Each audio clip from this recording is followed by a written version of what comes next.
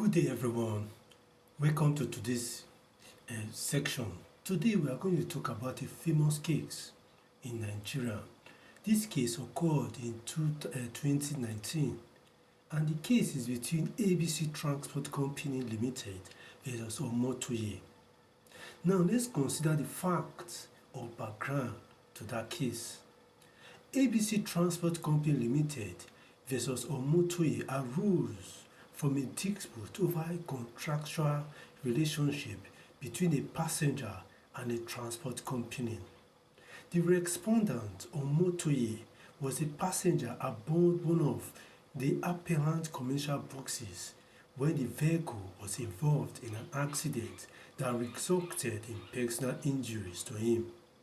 The respondent instituted an action against the transport company, claiming damages for negligence arising from the breach of duty of care owed to him as a fare-paying passenger. The trial court entered judgment in favor of the respondent and awarded the damages. The appellant appealed the decision, contesting both liability and the quantum of damage awarded. The matter eventually reached the Court of Appeal, which affirmed the lower court's judgment. The appellant further appealed the Supreme Court of Nigeria. Now let's consider the ARAC rule that we use to analyze this case. Under the ARAC rule, we have the issue, the rule, the application, and the conclusion to that case. Now talking about the issue.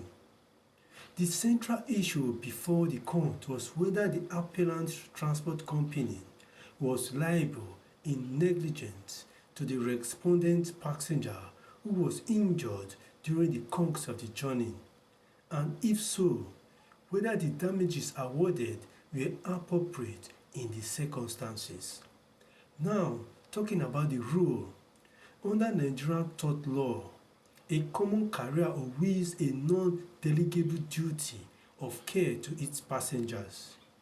A passenger, for reward, is owed the highest duty of care by the carrier. The principles of negligence require the establishment of 1. A duty of care owed by the defendant to the claimant, 2. A breach of that duty, and 3.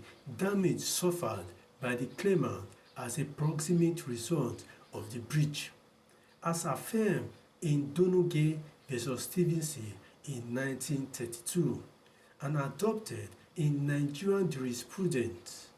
Additionally, Section 19 of the Limitation Law applies to actions in tort. Courts in Nigeria have consistently held that a transport operator that receives a fare assumes responsibility for the safe carriage of the passenger. Now, let's consider the application to that case. The court applied the established principles of negligence to the fact.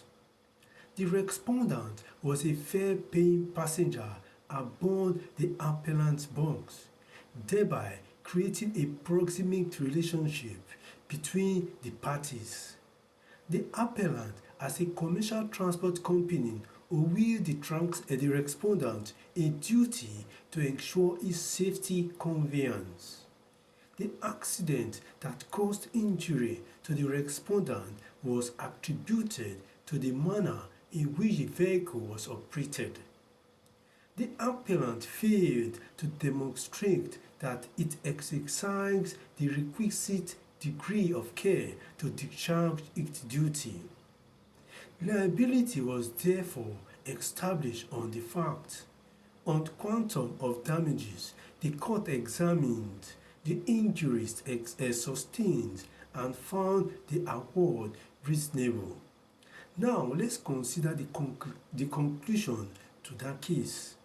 The Supreme Court upheld the concurrent findings of the lower court and dismissed the appeal. The appellant was held liable for the negligent operation of its vehicle, resulting in the injury to the respondent.